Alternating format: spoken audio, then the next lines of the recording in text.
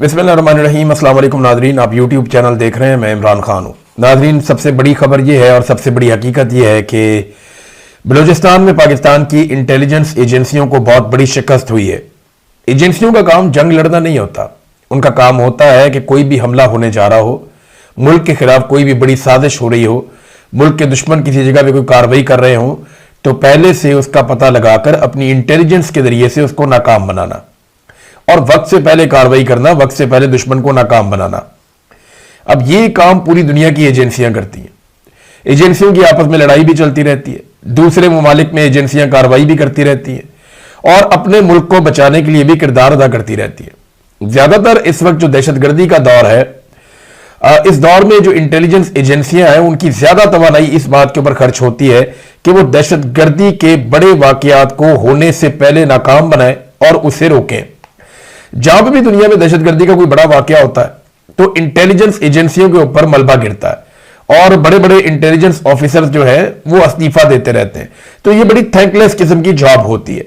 लेकिन पाकिस्तान में पाकिस्तान की इंटेलिजेंस एजेंसियां लगातार बलूचिस्तान में खासतौर पर और खैबर पख्तूनख्वा में भी दहशतगर्दी के हमले रोकने में नाकाम होती चली आ रही है। जाफर एक्सप्रेस यानी पूरी की पूरी ट्रेन जो है उसको अगवा कर लिया गया, किसी को कानो कान खबर नहीं हुई, कोई इंटेलिजेंस रिपोर्ट नहीं थी और बड़ा नुकसान हुआ, पाकिस्तान की बहुत बदनामी हुई। फिर मुख्तलिफ वाकयात होते चले गए और बिलाखिर अब 12 शहरों में एक साथ हमला कर दिया गया दहशतगर्दों की जानिब से। इस पर मुझे बात करनी है, लेकिन यह पाकिस्तान की इंटेलिजेंस एजेंसियों की एक बड़ी नाकामी है। इसमें एक बड़ा इंपॉर्टेंट क्वेश्चन है जो उठाया जा रहा है सोशल मीडिया सार्फिन की जानिब से और लगभग एक जैसे अल्फाज ही इस्तेमाल किए जा रहे हैं। जिब्रान नासिर साहब ये कहते हैं कि बलूचिस्तान जल रहा है, हमारे शहरी, पुलिस एहलकार, सिविल सर्वेंट्स और फौजी शहीद हो रहे हैं, मगर सवाल करने की इजाजत किसी को नहीं है। बस इतना इत्मीनान रखें कि हर हमला, हर लाश और हर तबाही फितना तो हिंदुस्तान का नतीजा है। गोया हिंदुस्तान के पास कोई ऐसी करामत है, कोई ऐसा शहर है या कोई ऐसी दिलकश लालच है कि पढ़े लिखे नौजवान लड़के और लड़कियां खुद को खुशी खुशी बमों से उड़ाने पर आमादा हो जाते हैं।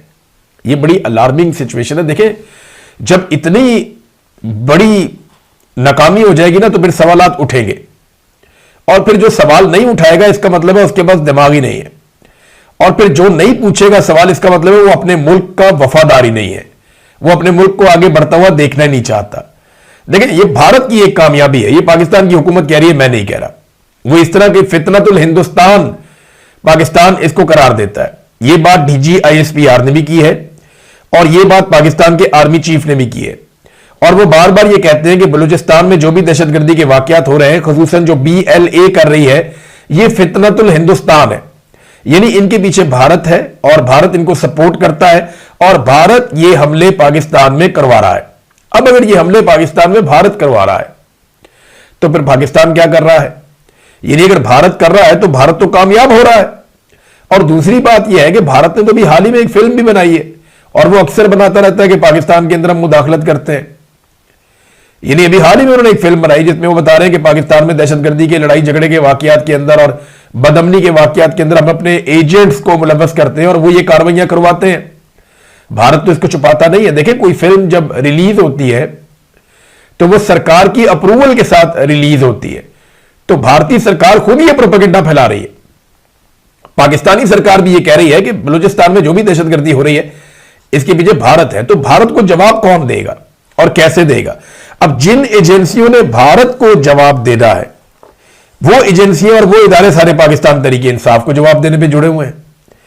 मिसाल के तौर पे मैं आपको ये बताता हूं कि पाकिस्तान तरीके इंसाफ ने ना इसकी बड़ी कैटेगोरिकली और बड़ी क्लियरली इसकी मजम्मत की है। सुहेल अफरीदी ने इसकी मजम्मत की, जितने पाकिस्तान तरीके इंसाफ के नामवर रहनुमा है सब ने इसकी मजम्मत की, बैरिस्टर गौहर ने मजम्मत की, ऐसे रहनुमा जिनके साथ बड़ी ज्यादती की है रियासत ने, लेकिन उन सब ने इस मामले पे शदीद और स्ट्रेट फॉरवर्ड मजम्मत की। अब पाकिस्तान तरीके इंसाफ मजम्मत कर रही है दहशतगर्दी की और दहशतगर्दों की, जबकि जो मौजूदा एस्टेब्लिशमेंट और इनकी बनाई हुई हुकूमत है, इक्तदार में बैठे हुए लोग मजम्मत कर रहे हैं पीटीआई की। भाई, दहशतगर्दी पीटीआई ने तो नहीं की, पीटीआई दहशतगर्दों की मजम्मत कर रही है और हुकूमत पीटीआई की मजम्मत कर रही है ना? अजीब बात। इनको हर चीज, हर खराबी में पाकिस्तान तरीके इंसाफ नजर आती है। तरीके इंसाफ की पूरी क़यादत ने पूरी शिद्दत से अपने सिक्योरिटी इदारों और कुर्बानी देने वाले एहलकारों के साथ खड़े होने का फैसला किया और वो खड़े हुए। मगर सोशल मीडिया पे दो सवालात जरूर बार बार उठाए जा रहे हैं। नंबर एक कि ये इतना बड़ा इंटेलिजेंस फेलियर कैसे और क्यों हुआ, जिम्मेदार कौन है? और नंबर दो, सारी तवज्जो पाकिस्तान की इंटेलिजेंस एजेंसियों की इमरान खान पर क्यों है और उनकी पार्टी को और उनको तबाह करने पर क्यों है?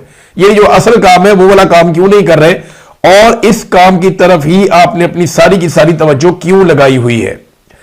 अब नाज़रीन, आज जो लोग दहशतगर्दी के हवाले से पाकिस्तान के इदारों से हिसाब मांग रहे हैं कि ये दहशतगर्दी क्यों हो रही है, उन्हें पाकिस्तान में गद्दार करार दिया जा रहा है। हालांकि माजी में ये जो आज गद्दार करार देने वाले लोग हैं, ये खुद सवालात उठाते थे। ये बलूचिस्तान के इश्यूज के ऊपर मरियम नवाज ने खुद ट्वीट किया है। बाकायदा वो जहाज ट्वीट किया है जिसपे लिखा हुआ था जस्टिस फॉर बलूचिस्तान, उसके पीछे वो बैनर लिखा हुआ था। मरियम नवाज ने खुद उसको ट्वीट किया और लिखा भी कि जस्टिस फॉर बलूचिस्तान। जो लापता अफराद हैं उनके खानदानों से जाकर मरियम नवाज खुद मिलती रही, बाकी सियासतदान जाकर मिलते रहे। लेकिन अब जब इन्हें इक्तदार मिल गया बूट में रख के, तो इन्होंने क्या किया? ये खुद जाकर उस जुल्म और ज्यादती और नाइंसाफी का हिस्सा बन गए। पहले ये लिखते थे जस्टिस फॉर बलूचिस्तान, यानी बलूचिस्तान के लिए इंसाफ चाहिए, और अब ये बलूचिस्तान के साथ जो नाइंसाफी हो रही है उस नाइंसाफी का हिस्सा खुद जाकर बन गए हैं। जावेद हाशमी साहब भी इसका शिकार हुए। यानी अब जिस वक्त पाकिस्तान की इंटेलिजेंस एजेंसियों ने, पाकिस्तान के इदारों ने, लॉ इन्फोर्समेंट ने, इन्होंने दहशतगर्दों के पीछे जाना है, दहशतगर्दों को निशाना बनाना है, उस वक्त दहशतगर्दों को छोड़ के वो पाकिस्तान तरीके इंसाफ के पीछे पड़ गए। तरीके इंसाफ पर मुख्तलिफ शहरों में क्रैकडाउन शुरू हो गया कि जनाब 8 फरवरी को पता नहीं ये क्या कर देंगे, ये को बहुत बड़ा पूरा पाकिस्तान बंद कर देंगे, ये बहुत बड़े एहतजाजी मुजाहरे करेंगे और ये बहुत बड़ा इंपैक्ट क्रिएट कर देंगे, लिहाजा इनके ऊपर क्रैकडाउन कर दो। और दहशतगर्दों में क्रैकडाउन करना है, उन्होंने पकड़ के जावेद हाशमी के घर पे क्रैकडाउन कर दिया।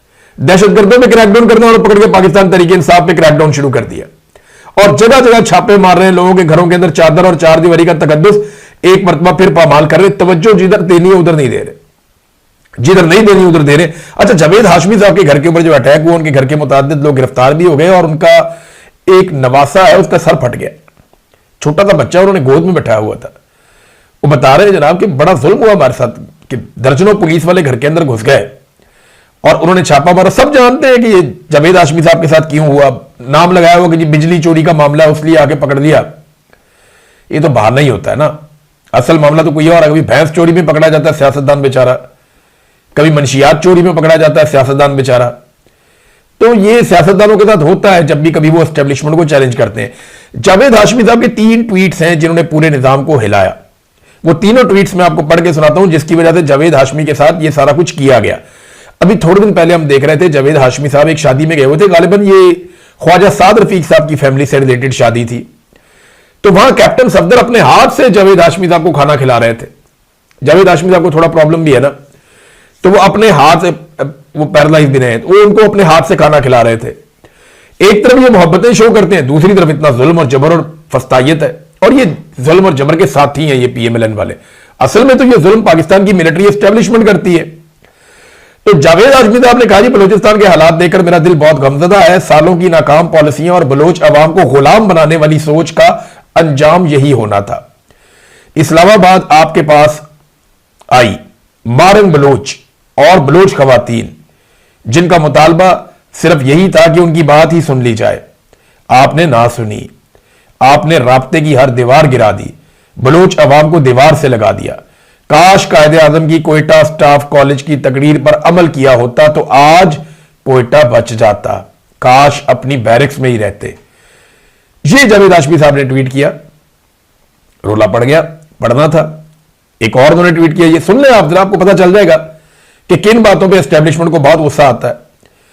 इमरान खान से जिस अंदाज में नारवा सलूक किया जा रहा है, मैंने ये पहली मर्तबा देखा है। किसी हुक्मरान को इतना डरा हुआ भी मैंने पहली मर्तबा देखा है। आसिम मुनीर साहब, आपको मशवरा है कि इमरान खान के मामले में ये इस कदर अपने जहन पे ये मामला सवार ना करें, आपको कोई इस्तिस्ना नहीं बचा सकेगी। फिर एक और ट्वीट, जी सबसे खतरनाक ट्वीट है जावेद हाशमी साहब ने किया। उन्होंने कहा जी इसराइल हमास को अब तक डिसआर्म करने में नाकाम रहा, अब ये ड्यूटी अफवाज पाकिस्तान के सपुर्द की जा रही है। गजा जाएं, फलस्तीनी लोगों को डिसआर्म करें और उन्हें इसराइल के रहमो करम पर छोड़ दें। यह खबर भी सुनी गई है कि शायद हमारे कुछ सिपाही वहां हमास की बिछाई हुई सुरंगें साफ करते हुए वफात पा गए हैं। हमारा काम तो यह था कि किबला अव्वल के मुहाफिज बनते, मगर आज हम पर उन्हीं मुहाफिजों को खत्म करने की ड्यूटी लगाई जा रही है। कुछ उलमा ने इसी बुनियाद पर यह फतवा भी दिया है कि उन सिपाहियों का जनाजा हराम है। आसिम मुनीर साहब, आपका अंजाम भी यही होगा। अब यह जावेद हाशमी साहब के पास पता नहीं खबर कहां से आई, हमारे पास किसी के पास भी यह खबर नहीं है कि पाकिस्तानी फौजी पहुंच गए या सुरंगें साफ करते हुए उनका इंतकाल हो गया वहां पे। यह खबर अभी पब्लिक नहीं हुई। अगर कहीं से उनके पास आई है, उनका कोई अपना सोर्स उनको बता रहा है, तो यह एक अलग बात है। लेकिन इन चीजों का रद्देअमल मुझे ऐसा लग रहा था कि आएगा, क्योंकि मैंने पहले जब ये पढ़ के सुनाया तो मैंने आपको बताया था कि ये बहुत सख्त है वो उनकी नुक्ता नजर से एस्टेब्लिशमेंट के। तो जावेद हाशमी साहब के घर के ऊपर अब जो अटैक करना है दहशतगर्दों पे, वो इन लोगों के घरों के ऊपर हो रहा है। पाकिस्तान के अंदर बदअमनी है, पाकिस्तान के अंदर पाकिस्तान अमन कायम करने में मुकम्मल तौर पर नाकाम होता चला जा रहा है। इस नाकामी के बावजूद पाकिस्तानी फोर्सेज जाएंगी और गजा में अमन कायम करेंगी। पाकिस्तानी फोर्सेज जाएंगी और इसराइल की सरहदों का तहफ़्फ़ुज़ किया जाएगा एक ऐसी फोर्स के जरिए से जिसको स्टेबलाइजेशन फोर्स कहा जाता है, इंटरनेशनल स्टेबलाइजेशन फोर्स, आलमी इस्तेहकाम फोर्स। इसे लगाया जाएगा बोर्ड ऑफ पीस के जेर निगरानी। और बोर्ड ऑफ पीस में पाकिस्तान जब गया था तो DGISPR ने क्या कहा था? उन्होंने कहा था कि इसराइल को अमेरिका के जरिए कंट्रोल किया जा सकता है, तो इसलिए हम बोर्ड ऑफ पीस के अंदर गए ताकि इसराइल जो नस्लकुशी कर रहा है उसको रोकने के लिए अमेरिका को इस्तेमाल कर सके या अमेरिका के जरिए से इसराइल को रोका जा सके। यह बात DGISPR ने दावा किया था।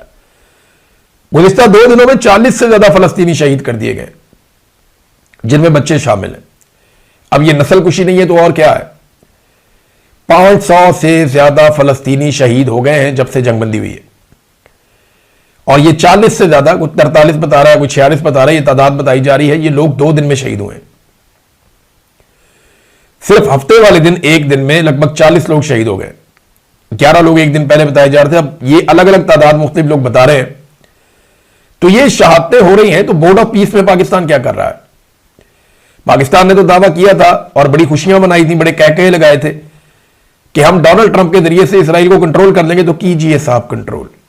वहां कत्लेआम हो रहा है जिसे आप रोकने में अभी तक नाकाम है।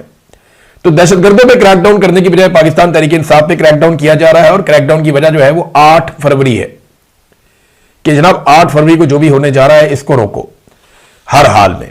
अगर 8 फरवरी वाला मामला ना रोका तो फिर मुसीबत बन जाएगी।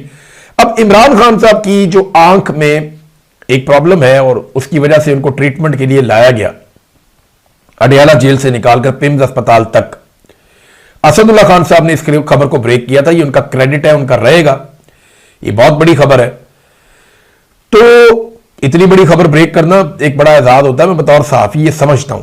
अब असदुल्ला खान साहब ने जब ये खबर दी और ये मामला बाहर आया तो उस वक्त एकदम किसी को समझ नहीं आई, लोग समझ ही नहीं पा रहे थे। यानी मुझे खुद भी लग रहा था कि यार ये कैसे हो सकता है, लेकिन फिर तस्दीक होना शुरू हुई, मामला खुलना शुरू हुआ, और अब सूरत हाल यह है कि दबाव बढ़ता जा रहा है। बैन अल-अक़वामी दबाव बढ़ रहा है, पाकिस्तान के अंदर दबाव बढ़ रहा है। इमरान खान साहब के बच्चे, उनकी साहब का एहलिया सब दबाव डाल रहे हैं।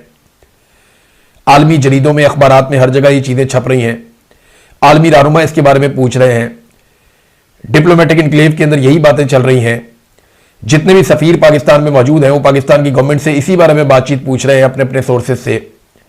तो ये टॉक ऑफ द टाउन है और ये इंटरनेशनल खबर है, कोई लोकल नहीं है। तो दबाव पाकिस्तान की हुकूमत के ऊपर एकदम बहुत ज्यादा बड़ा है। इस दबाव को देखते हुए ऐसा लगता है कि मुमकिन है इमरान खान साहब की उनके डॉक्टरों से मुलाकात करवा दी जाए, या डॉक्टरों को चंद मखसूस शराइत के मुताबिक इमरान खान साहब से मिलने दिया जाए।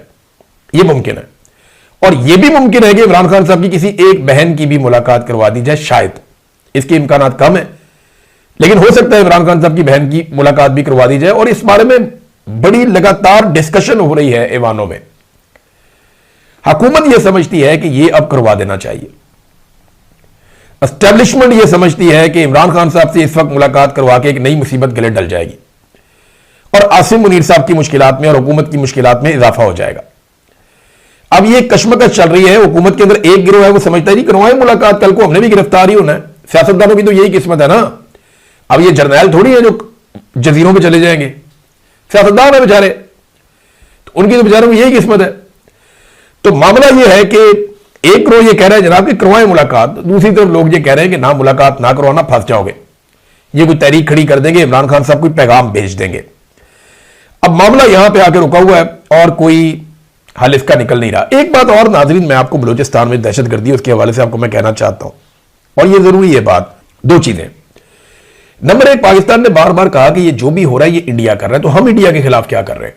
इंडिया जब भी कहता है कि पाकिस्तान ने इंडिया में फलाना अटैक करवाया, या पाकिस्तान से दहशतगर्दों ने आके इंडिया में फलाना अटैक किया, या पाकिस्तान के स्पॉन्सर लोगों ने या पाकिस्तान ने मदद दी, इंडिया में ये जो हमले हुए इनके पीछे पाकिस्तान है, वो ये कहते हैं जब, तो वो पाकिस्तान से बदला लेते हैं, पाकिस्तान पे हमला करते हैं। पाकिस्तान क्या करता है? देखिए, जब आप इतना खुलकर कह रहे हैं कि ये इंडिया मुलव्वस है, तो फिर आप इंडिया को जवाब क्यों नहीं दे रहे? फिर आपको इंडिया को जवाब देना चाहिए। इसके बगैर फिर आप कुछ करेंगे नहीं ना। यानी वो आपको मारते हैं, मार के चले जाते हैं और आप कहते हैं जी हम कामयाब हो गए। कैसे कामयाब हो गए? वो आए, उन्होंने हमला किया, और जब उन्होंने हमला कर दिया उन्होंने दहशतगर्दी फैला दी। अब दहशतगर्दों को मैं देख रहा था, एक और बड़ी अजीब चीज नाजरीन, और ये बड़ी अलार्मिंग है, ये पाकिस्तान के इदारों को बार बार वीडियोस निकालकर देखनी चाहिए। मैं वो वीडियोस देख रहा था, मैं हैरान हो रहा था, और मुझे बड़ी तकलीफ हो रही थी वो वीडियोस देख के कि यार ये क्या चल रहा है। दहशतगर्दों ने रॉकेट लॉन्चर उठाए हुए हैं, क्लाशनकोफे बांधी हुई हैं, साथ अपने बम बांधे हुए हैं, बेशुमार मैगजीन्स के थैले उनके साथ हैं, गोलियां उनके पास हैं, वो पूरी तैयारी के साथ आए हुए हैं, और आम शहरी उनके बीच में घूम रहे हैं, बच्चे उनके बीच में घूम रहे हैं, लोग उनकी वीडियोस बना रहे हैं, वो कार्रवाई कर रहे हैं, लोग उन्हें देख रहे हैं। लोग दहशतगर्दों से डरकर नहीं भाग रहे थे, या लोग दहशतगर्दों से खौफजदा नहीं थे। ये बड़ी अलार्मिंग चीज है। मैं जो कह रहा हूं ना वो मैं कहना भी नहीं चाह रहा, आपको ये बात समझ जानी चाहिए। आसिम मुनीर साहब को ये वीडियोस निकाल के सारी देखनी चाहिए कि बलूचिस्तान के इन शहरों के रहने वाले शहरी दहशतगर्द दंदनाते फिर रहे हैं और वो कंफर्टेबल हैं, उनके बीच में घूम रहे हैं, उनके सामने वॉक कर रहे हैं, कोई इधर जा रहा है, कोई उधर जा रहा है, कोई वीडियो बना रहा है, बच्चे भी वहां पे मौजूद हैं। लोग दहशतगर्दों से क्यों नहीं डर रहे? जब लड़ाई हुई तो खौफो रात फैल गया, लोग भाग गए। जब सिक्योरिटी फोर्सेस आई, दहशतगर्दों के साथ लड़ाई शुरू हुई, भाग गए। लेकिन यह बहुत अलार्मिंग है, इसके ऊपर सबको तवज्जो देनी चाहिए। पाकिस्तान खुदा ना खास्ता नैरेटिव की लड़ाई में पीछे जा रहा है, और यह नहीं होना चाहिए। किसी को यह इख्तियार नहीं होना चाहिए कि वो गवर्नमेंट की रेट को चैलेंज कर दे बंदूक उठाकर। लेकिन जब लोगों को जबरी तौर पे लापता किया जाएगा, इंसानों का मैंडेट छीन लिया जाएगा, हर उठने वाली आवाज को कुचल दिया जाएगा, मारून बलोच जैसी जमहूरी आवाज को, सियासी आवाज को कुचल दिया जाएगा, और जितने पढ़े लिखे लोग हैं, ऐसे तबकात हैं, उनको उठाकर जेलों में डाल देंगे 3 MPO के तहत, तो लोगों के अंदर ये चीजें इसी तरह पनपती हैं। खुदारा अपने आप को संभालें और इस बात को समझें, इससे पहले कि देर हो जाए। नादरीन, एक मरतबा फिर खैबर पख्तूनख्वा के लोग समझाने जा रहे हैं, और आज जमरूद में वजीर आला सुहेल आफरीदी एक जरगा करने जा रहे हैं। ये वादिय तीरा के हवाले से जरगा है। आज वो बुनियादी सवाल उठाया जाएगा कि आपको जबरी तौर पे आपके इलाके से निकलने के लिए किसने आमादा किया, किस बुनियाद पर आमादा किया, और इसके पीछे वजूहात क्या थी। जब ये सवालात जरगे के सामने रखे जाएंगे, और बहुत सारे सवालात हैं, जब उनके जवाब सामने आएंगे ना, तो आज शाम को जो एलामिया आएगा वो बहुत इंपॉर्टेंट है। और अगर इन लोगों ने फैसला किया कि सुहेल आफरीदी की क़यादत में ये सारे लोग वापस वादिय तीरा में जाएंगे और जाकर अपने इलाकों में रहेंगे, तो फिर एक बात का फैसला यहां जरगे से होना चाहिए कि निहत्ते लोगों को ड्रोन हमलों में या फिजाई हमलों में शहीद नहीं होना चाहिए। इसी वादिय तीरा में बच्चों और खवातीन की लाशें सड़कों पर पड़ी थी एक दफा, ये फजल रहमान साहब ने भी बताया था। बड़ा जुल्म हुआ था, एरियल स्ट्राइक हो गई थी, कोलेटरल डैमेज में बहुत बड़े पैमाने पर नुकसान हो गया था। फिर इस बात को यकीनी बनाएं कि जो लोग वापस जाएंगे या जिन्हें वज़ीर आला छोड़कर आएंगे उनके ऊपर रियासत दोबारा अटैक नहीं करेगी। रियासत के साथ बात करें, हुकूमत के साथ और इदारों के साथ बात करें बैठकर। लोगों की जान बहुत कीमती है, बहुत कीमती है। अब इसराइल को देखें ना, जब तक उन्हें उनका आखिरी मुर्दा नहीं मिल गया ना, जो मलबे के नीचे दबा हुआ था, तब तक उन्होंने बस नहीं की। और अमेरिकी सदर ने ट्वीट किया कि आखिरी लाश भी मिल गई। इतनी इंपॉर्टेंट है एक इसराइली की लाश भी। तो क्या हम पाकिस्तानी कीड़े मकोड़े हैं? ऐसा नहीं है, ऐसा नहीं है। एक एक पाकिस्तानी की जान कीमती है। जब ये तीरा के लोग वापस जाएं तो इन्हें अपने घरों में अमान होना चाहिए, इनकी हिफाजत होनी चाहिए। अब तक के लिए इतना ही। अपना ख्याल रखिएगा, अपने इस चैनल का भी।